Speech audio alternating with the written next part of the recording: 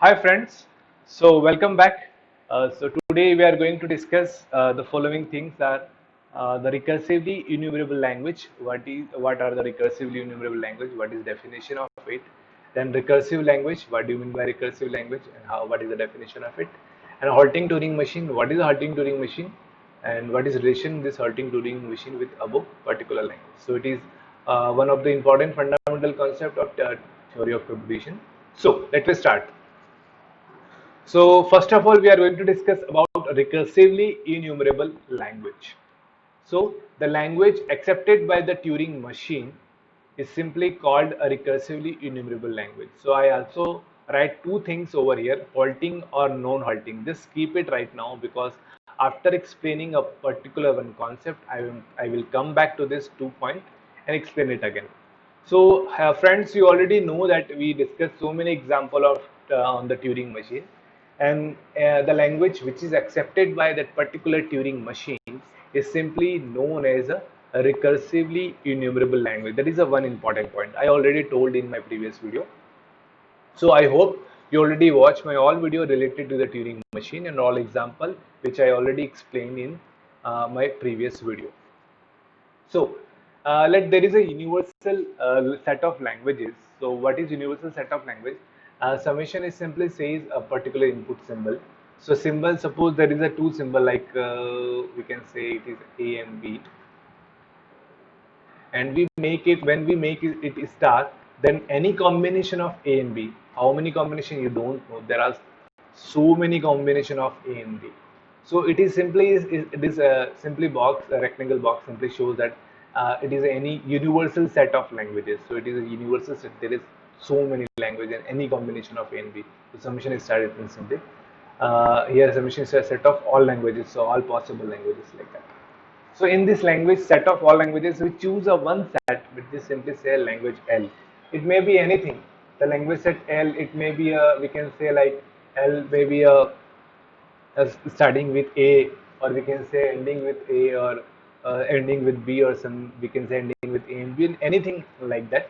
So so L can be anything a particular set. So L is a given language, so any given language. So there is a Turing machine TM. TM is simply a Turing machine, and we take an input string, and we takes an input string from a particular given language N, and put on this and test on this Turing machine. And definitely, we design a Turing machine for particular this language L.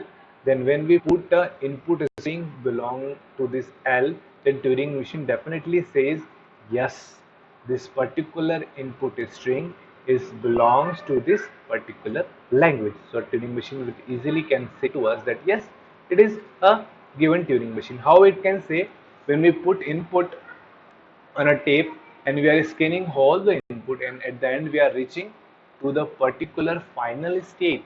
So I repeat, we stop at a final state, then that particular input string is belongs to this given language. So I use one word stop, and where we stop at a final state.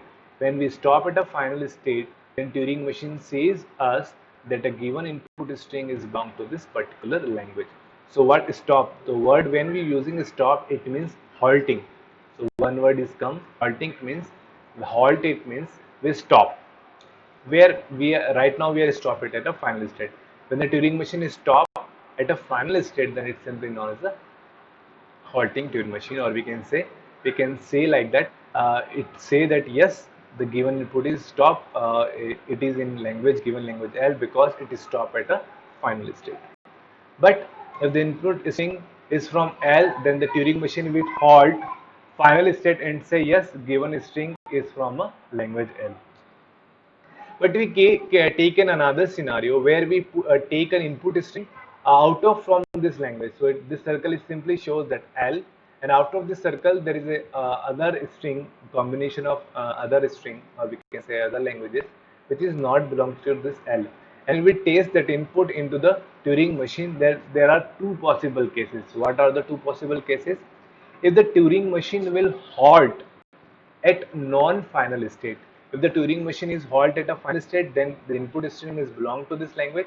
But if Turing machine is halt at non-final state, then it says that a given string is not belongs to this particular language. Got the point? If the input string is given to the Turing machine and Turing machine will halt at the final state, then that input string is belong to this language. And if the Turing machine halt at non-final state, then this Turing machine is belongs to not belongs to this particular language. So here I tell you the concept to the halting. Halt it means stop. So stop, there is a two places to stop. One is at a final state and another is a non-final state. In my previous video, I already told you in if the particular string is not halt at a non-final final state or it halt at a non-final state, then that particular non-final state is known as a dead contribution or dead state. I already told in my previous video. You can watch my previous video of related to the Turing machine and example of Turing machines. So two things is concept cleared. So what is the second scenario if the input string is not belongs to this particular we can say language, then it may be falls into the infinite loop. Infinite loop is keep moving, keep moving. Turing machine will keep moving, and it says to the particular user or system that please wait. I am finding or I am searching that this string is belongs to this Turing machine or not. So it keep moving. So when the Turing machine will fall into the keep moving state or infinite state, then that is simply known as a non-halting Turing machine. See, if you are going to the particular, we can say, machine, and that machine will stop. Where it is stop? If it is stop at a final state, then your input is belongs to that language. If you stop at non-final state, then your input is not belong to the language. But your machine is still running. Then you are waiting because you are giving the input that machine, and that machine is identifying that that input string is belongs to that particular Turing machine or not. So it still keep moving in infinite loop. Then that is simply known as a non-halting Turing machine, non-halt. So it will not halt, not stop. So I repeat the definition of recursively enumerable language. If the language accepted by the Turing machine, and Turing machine, whether it may be a halting Turing machine and non-halting Turing machine. I hope you clear the halting and non-halting Turing machine. Then it is called recursively enumerable language.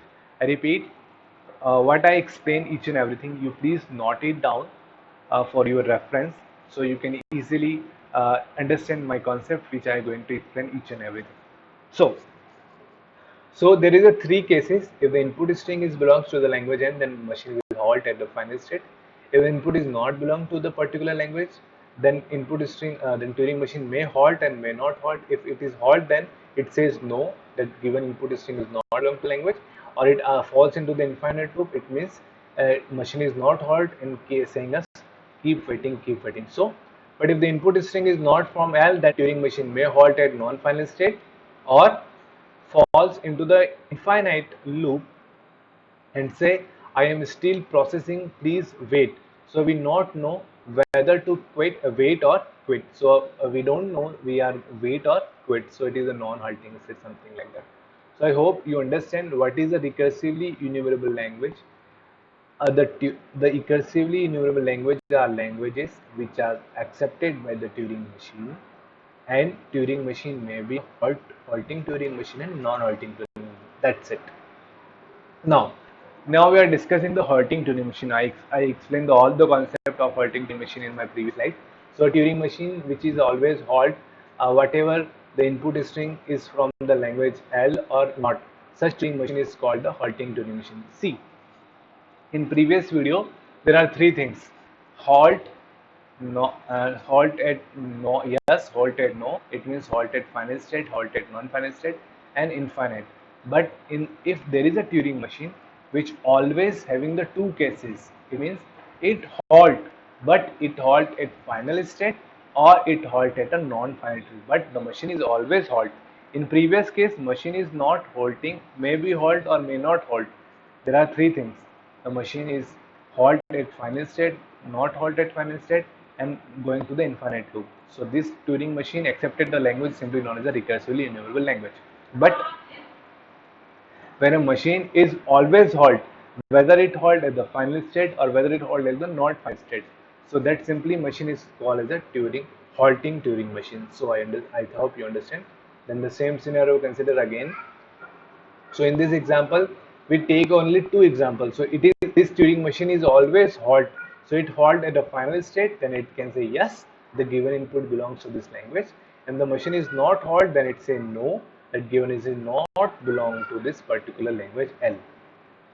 So if the input string is present in the language L, then Turing machine halt at the final state, or if the not, then the Turing machine will halt at the non-final state. But the thing is that Turing machine will always and always halt. So now we are going to introduce the new concept, which is simply known as a recursive language. So in the previously I told you the recursively enumerable language, but right now we are discussing the recursively language. So if for a language there is a halting Turing machine, that such a language is simply called as a recursive language. So what I trying to say you, or I can say the language which is accepted by the halting Turing machine is called the recursive Turing machine. So in one line I explain both of two languages. If particular language is accepted by the Turing machine, whether the Turing machine is halting or non-halting, then that language is known as a recursively enumerable language. But when a language which is accepted by the halting Turing machine, which always halt, then that language is simply known as a recursive language. So I hope you understand the concept of recursively enumerable language. So it is this circle is showing the all recursively enumerable language, and the other side circle is says that in this all recursively enumerable language, there are some languages which always halt at final state or at halt at non-final state. So we can say a recursive language are subset of recursively enumerable language. See, I think you are having the knowing the concept of this Venn diagram. So it means it is a subset of this recursively enumerable language.